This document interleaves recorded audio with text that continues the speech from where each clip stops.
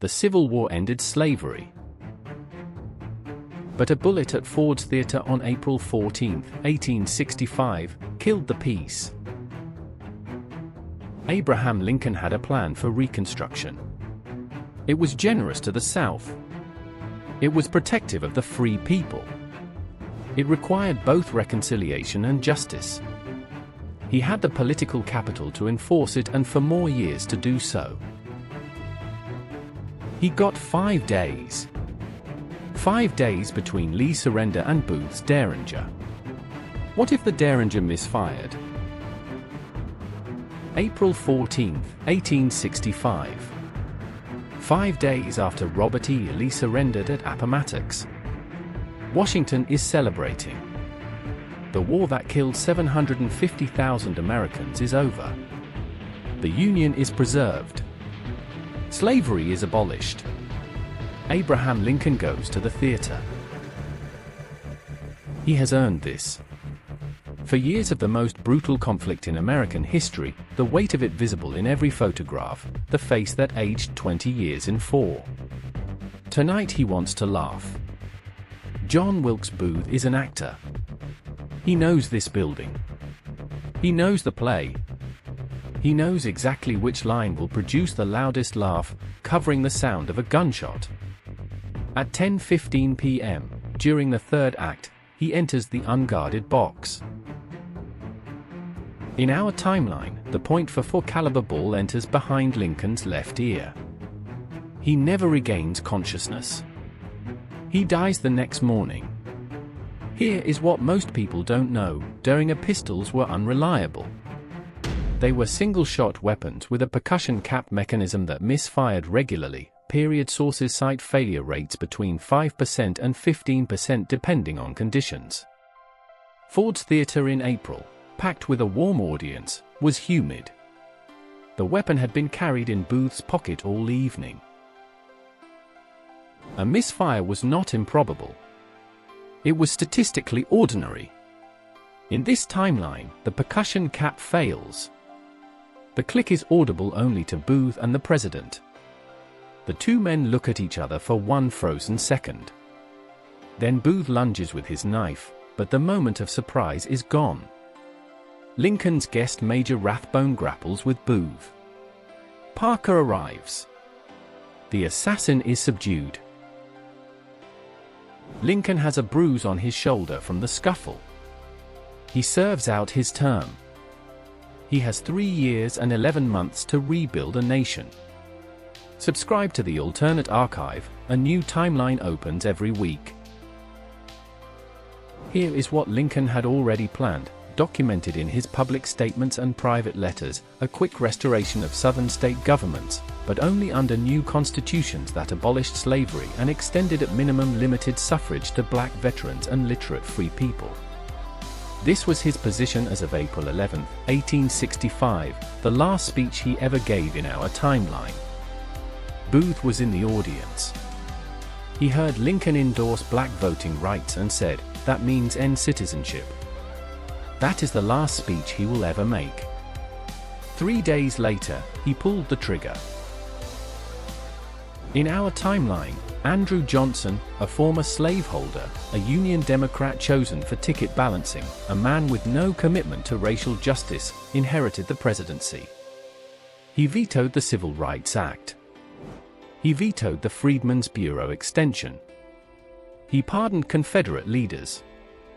He gave the South back to the planter class within 2 years of the war's end. Lincoln does none of this. Lincoln is not a racial progressive by modern standards.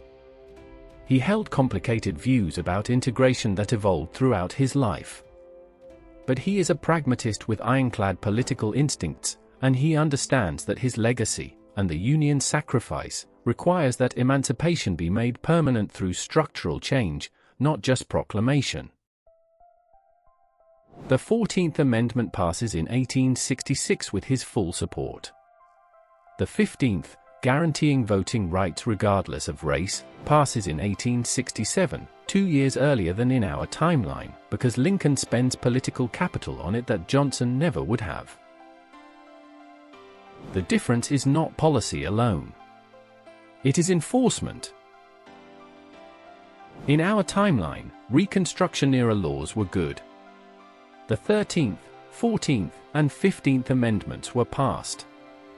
The Civil Rights Act of 1866 was eventually overridden past Johnson's veto.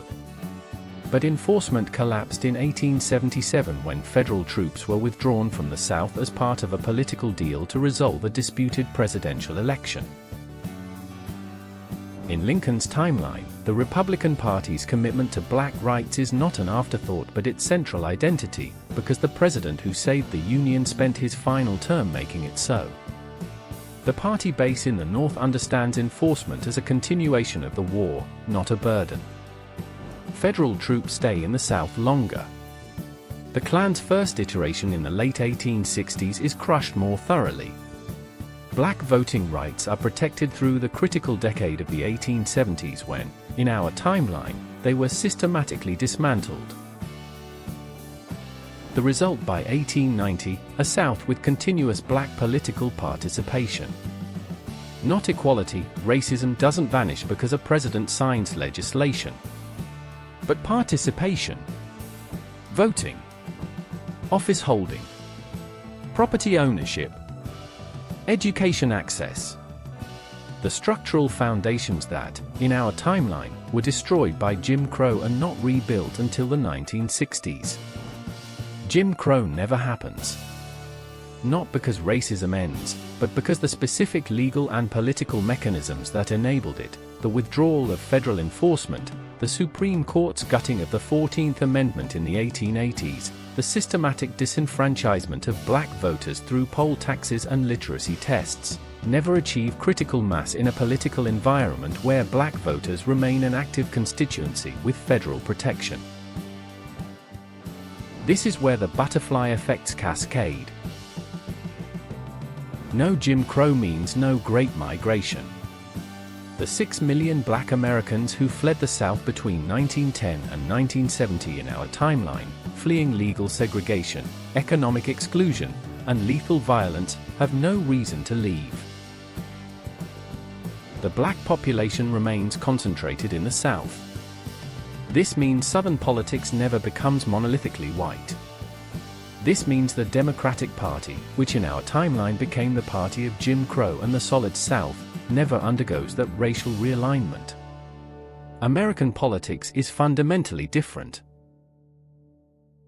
There is no civil rights movement as we know it. Not because the movement wasn't needed, but because the specific injustice it addressed never happens in the same form. The battles of the 1960s in our timeline, voting rights, school desegregation, public accommodation, were fights to restore rights that had already been won and then stolen back.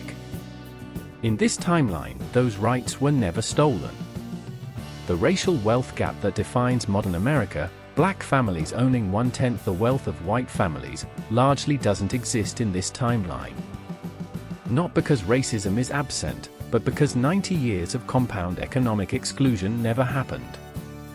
Black families in this timeline had land, education, credit, and political representation continuously from 1865 forward. The compound interest of freedom over 160 years produces a fundamentally different economic structure. So what does 2026 look like? The United States is still a superpower. The broad strokes, industrialization, world wars, Cold War, technological revolution, happened on similar timelines. A single assassinations prevention doesn't rewrite the global power structure. But the cultural texture is profoundly different. The United States never had 90 years of legal apartheid. The psychological wound of Jim Crow, the trauma of being told by your own country that you are less than human, enforced by law, backed by murder, does not exist in this America's collective memory. The specific pathologies of American racial relations, the segregated housing, the school-to-prison pipeline, the police violence, have different origins and different scales in a world where black citizenship was never interrupted. The wealth gap between black and white Americans in this timeline is roughly 0.7 to 1 rather than 0.1 to 1. Still unequal, racism persists in every timeline, but not the catastrophic disparity of our world. Black Americans in this timeline own land, businesses, and political power in the South continuously since 1865. 160 years of compounding. There is no Martin Luther King Jr. Day, because there was no Martin Luther King Jr., or rather, there was no need for him. The specific heroism that our timeline required of him was demanded by a specific injustice that this timeline doesn't contain. That heroism exists elsewhere, expressed in different contexts, by different people, against different obstacles. One cost must be stated clearly. The cultural achievements born from struggle, jazz, blues, the Harlem Renaissance, hip-hop, the rhetorical tradition of the black church, the specific aesthetic genius of a community forged in the crucible of oppression, exist differently in this timeline. Not absent, but different. Born from different pressures. Shaped by different constraints. Art made from pain has qualities that art made from stability does not. Whether the absence of that specific pain, the absence of Jim Crow, of lynching, of the Great Migration's displacement, is worth the absence of the art it produced is not a question with an answer. It is a question about what we value and why. A single-shot pistol misfires 1 time in 10. That is not mythology. That is engineering. The percussion cap mechanism of a Philadelphia derringer in humid conditions had a documented failure rate that historians place between 5 and 15%. Lincoln died because, among other things, a small piece of mid-century firearms engineering worked correctly on one specific night. If it hadn't worked, if the cap had been damp, if the powder had degraded, if any of the small mechanical failures common to that weapon had occurred, 4 million people would have had a president protecting their freedom for more years. For years. That was the difference between a nation that kept its promise and a nation that broke it for 90 years. A bullet. A cap. A humid night in April. Tell me in the comments, do you think Reconstruction would have worked? I think it would have. But I know I might be wrong about how much one president can hold back the tide. Until the vault opens again, subscribe to the Alternate Archive.